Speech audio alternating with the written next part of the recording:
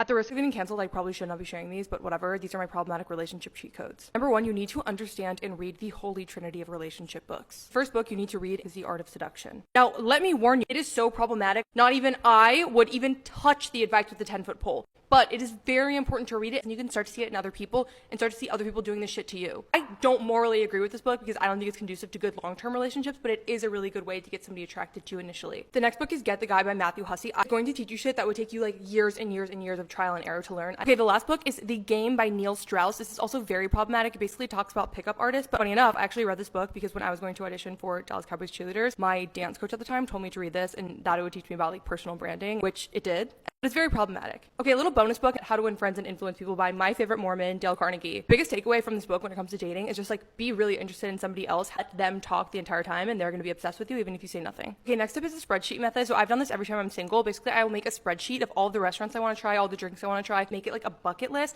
and then check those off as I go on dates. That way you're way more obsessed and into and like energetically excited about the bucket list rather than the actual dates. You'll show up a lot more like cool and confident and not seem desperate. I also made a finsta where I would rate restaurants too from dates, which is really helpful too because it took the pressure off the date and put it onto my like restaurant finsta. Okay, next, listen to Dylan James affirmations. I personally get so annoyed at those affirmation channels that are like, I am a ball of light and love and I'm spreading fairy dust across the universe. Like Dylan James affirmations are like, I am a fucking sexy bitch. Everyone is obsessed with me. Dylan will literally help you gaslight yourself into thinking everybody's obsessed with you. Next tip is you need to distract yourself with a side hoe until you have exclusivity with a person, again, to make yourself a little less like obsessed. Do not put all of your eggs in one basket until there's a commitment. And lastly, please, please, please, if you are a man, you need to get a dating app coach. At the very least, get a dating app profile audit. Trust me. Trust me. I just published a Patreon episode about this exact topic. If you're not a Patreon member, maybe you want to consider checking it out.